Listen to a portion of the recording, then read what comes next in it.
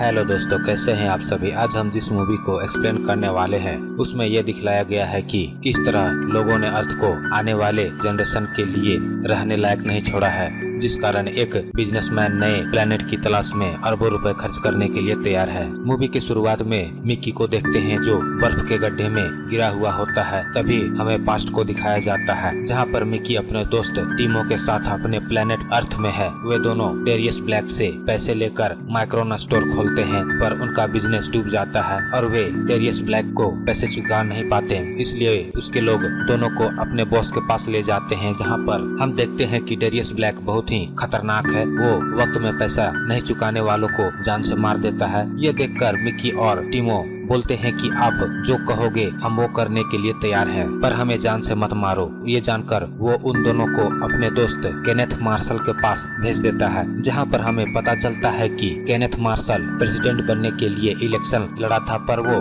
हार चुका है। साथ में वो एक बिजनेसमैन भी है जो लोगों के लिए एक नया प्लेनेट खोज रहा है। इसलिए वो ह्यूमन बॉडी पर रिसर्च करके लोगों का क्लोन बना रहा है, ताकि दूसरे प्लेनेट में इनसे रिसर्च कराया जा सके और रिसर्च के दौरान अगर ये मर भी जाते हैं तो दोबारा से इनका डीएनए का इस्तेमाल करके इनका नया क्लोन बनाया जा सके, जो मरे हुए क्लोन से भी ज्यादा ताकतवर होगा। पर इस रिसर्च में लगा हुआ साइंटिस्ट हेलेन मैनिकॉब इस रिसर्च से अपना क्लोन बना लेता है और वो उस क्लोन के जरिए भिखारियों को जान से मारने लगता है। दरअसल उसे गरीब लोगों से नफरत है, जिस कारण लोगों को जान का खतरा हो जाता है। इसलिए सरकार इसे बैन कर देती है, जिस कारण केनेथ मार्शल प्रेजेंट सरकार से अनुमति लेता है कि मैं यहाँ पे रिसर्च तो नहीं कर सकता, पर मैं दूसरे प्लेनेट में जाकर तो रिसर्च कर सकता हूँ। इसलिए उसे परमिशन मिल जाती है। वो ऐसे लोगों को अपने साथ ले जाने के लिए तैयार करता है जो उसके साथ दूसरे प्लेनेट में रिसर्च करने में हेल्प कर सके। डेरियस ब्लैक केनेथ मार्शल का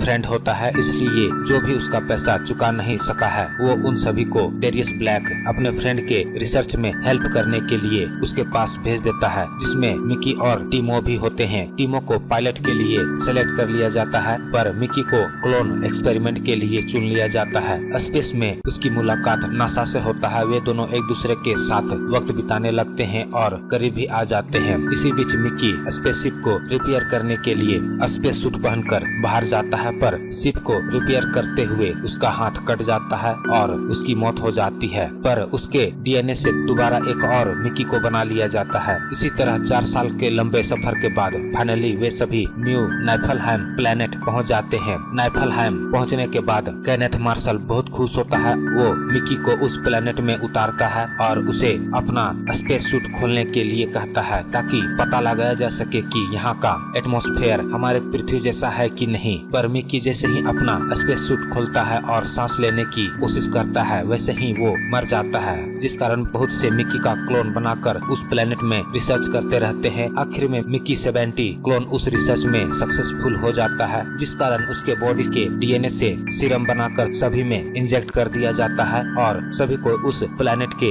एटमॉस्फेयर में सांस लेने के लायक हो जाते हैं। मिक्की अपने ग्रुप के साथ एक गुफा में जाता है, जहां उनके ऊपर एक कीड़ा अटैक कर देता है। वे उससे बचने के लिए उसके ऊपर फायरिंग करते हैं, पर एक चट्टान उस ग्रुप के एक लड़की के ऊपर गिर जाता है, जिस वजह से उसकी डेथ हो जाती है। ये जानकर केनेथ मार्शल मिक्की पे बहुत गुस्सा होता है। वो बोलता है कि तुम्हारे लापरवाही के कारण उसकी जान गई है, तुम इस मिशन के इंचार्ज थे। इसके बाद मिक्की को दोबारा से उसी जगह पे रिसर्च करने के लिए भेजा जाता है, पर रास्ते में वो एक गड्ढे पे गिर जाता है। जब वो अपने आप को संभालने की कोशिश करता है, तभी वो देखता है कि बहुत से कीड़े उसके तरफ आ रहे हैं और उन्हीं के बीच में एक बड़ा कीड़ा भी है जो उन सभी का बॉस है। उसे लगता है कि वे उसे खा जाएंगे, पर ऐसा नहीं होता। दरअसल बड़ा कीड़ा मिक्की को उस गड्ढे से बाहर निकाल देता है, जिस कारण मिक्की सोचता है कि ये मुझे खाया क्यों नहीं। इसलिए वो उसे बोलता है कि तुमने मुझे खाया क्यों नहीं, जिस पर वो कीड़ा मिक्की को अपने भाषा में कुछ बोलता है, पर मिक्की को कुछ भी समझ नहीं आता। वो अपने स्पेसशिप में चला जाता है। जब वो अपने केबिन में जाता है तो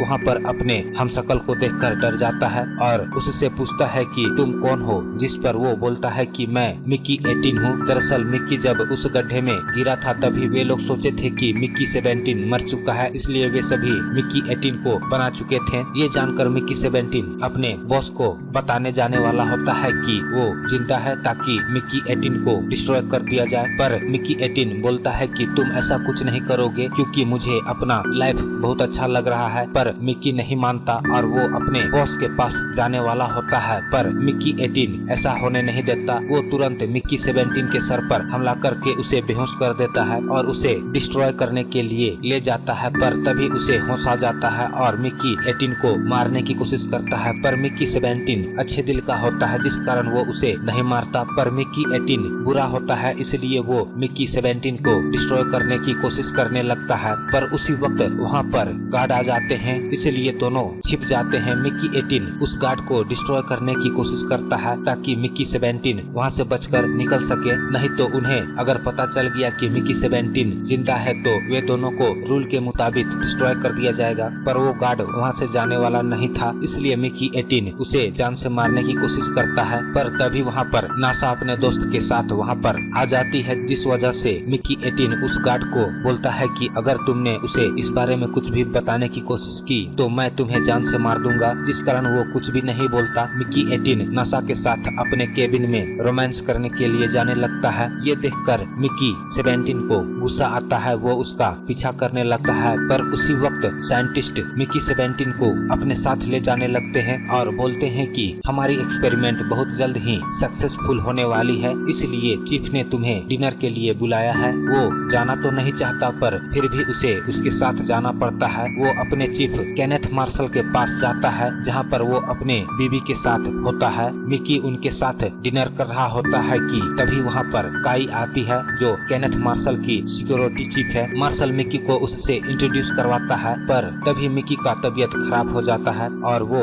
अजीब सा हरकत करने लगता है, इसलिए मार्शल को लगता है कि उसे साइड इफेक्ट हो गया है, जिस कारण वो उसे शूट करने वाला होता है ताकि ये साइड इफेक्ट कहीं इस स्पेसशिप में न फैल जाए। पर तभी मिकी की तबीयत में सुधार हो जाती है, जिस कारण काई मार्शल को ऐसा करने से रोक लेती है। काई मिकी को अपने केबिन में ले जाती है जहाँ पर वो मिकी को एक सीरम पीने के लिए देती है ताकि उसे अच्छा फील हो सके। काई उससे बातें करते हुए उसके साथ फिजिकल होना चाहती है, पर मिकी को ये सब ठीक नहीं लगता क्योंकि वो नासा से प्यार करता है, इसलिए वो उसे सॉरी बोलकर वहाँ से चला जाता है। जब वो अपने केबिन में जाता है तो वो देखता है कि नासा मिकी 18 के साथ रोमांस कर रही होती है, पर वो जैसे ही मिकी 17 को देखती है तो वो खुश हो जाती है। दरअसल मिकी 18 नासा को सब कुछ बता चुका होता है, जिस कारण नासा दोनों को अपना लेती है और दोनों से प्यार करने लगती है। पर उसी बीच काई वहाँ पर आ जाती है और ये सब देख लेती है और वहाँ से जाने लगती है, पर नासा को लगता है कि कहीं काई मार्शल को मिकी 17 और 18 के बारे में बता ना दे, इसलिए वो उसके पास जाती है और उसे मार्शल को कुछ नहीं बताने को बोलती है, जिस पर काई उसे बोलती है कि अगर तुम इस राज को छिपाना चाहती हो तो मुझे मिकी 17 चाहिए, मैं उसके साथ रिलेशन में आना चाहती हूँ, जिस कारण नासा मान जाती है। इधर हम देखते हैं कि मिकी 18 मिकी 17 को बोलता है कि अगर हमें जिंदा रहना है तो मार्शल को जान से मारना पड़ेगा, नहीं तो हमारी सच्चाई जानने के बाद वो हमें मार देगा। मार्शल हेलेन मैनिकोब स्पेस का एक स्टोन शिप में ले आता है और लोगों को बताता है कि ये स्टोन बहुत ही कीमती है, जिसे वो अपने प्लेनेट में ले जाएगा और उसे महंगे दामों में बेचेगा। जब साइंटिस्ट उस स्टोन को काटते हैं तो उसमें से 2 कीड़े बाहर आ जाते हैं, जिस कारण काई उसे शूट कर देती है, पर वहाँ पर भगदड़ मच जाती है। इसी का फायदा उठाकर मिकी 18 मार्शल को शूट करने की कोशिश करता है, पर वो मिस कर जाता है और वो पकड़ा जाता है। साथ में गार्ड उस कीड़े को भी पकड़ लेते हैं, पर वो कीड़ा जोर जोर से चिल्लाने लगता है और उसकी आवाज बड़े कीड़े तक पहुंच जाती है। वे सभी कीड़े स्पेसशिप में हमला करने के लिए पहुंच जाते हैं, जिस वजह से मार्शल मिकी के ऊपर एक्सपेरिमेंट करता है ताकि वो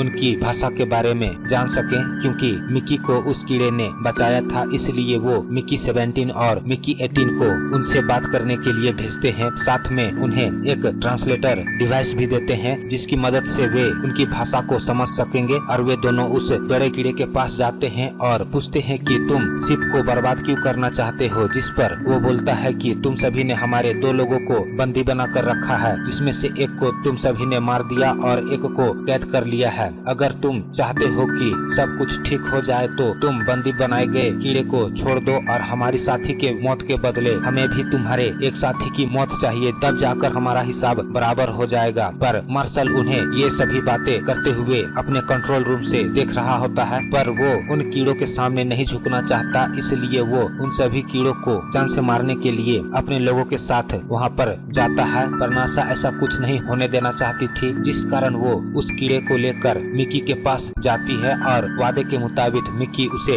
वापस कर देता है। पर मार्शल ये देखकर गुस्सा हो जाता है। दरअसल वो उस कीड़े के ऊपर रिसर्च करना चाहता था, इसलिए वो उन सभी कीड़ों को जान से मारने की कोशिश करने लगता है। पर मिकी 18 मार्शल के लोगों को जान से मार देता है और वो मार्शल के हाथ में लगे बॉम्ब के कंट्रोलर से अपना बॉम्ब ब्लास्ट कर लेता है। दरअसल जब वे दोनों उन कीड़ों से बात करने जा रहे होते हैं, तभी मार्शल ने उन दोनों को बॉम्ब का जैकेट पहना दिया था ताकि वे कुछ गड़बड़ी करने की कोशिश करे तो वो उन्हें जान से मार सके। पर ब्लास्ट में मिकी 18 और मार्शल दोनों मारे जाते हैं, जिस कारण उस कीड़े का बदला पूरा हो जाता है। फिर हमें 6 मंथ के बाद दिखाया जाता है, जहां पर हम देखते हैं कि मिकी के लोगों और कीड़ों के बीच दोस्ती हो गई है। और इसी के साथ ये मूवी यहीं पर समाप्त हो जाती है। अगर आपको इसी तरह की मूवी एक्सप्लेनेशन देखनी हो तो मेरे YouTube चैनल को सब्सक्राइब करें और बेल का आइकॉन जरूर दबाएं ताकि मेरे हर एक वीडियो का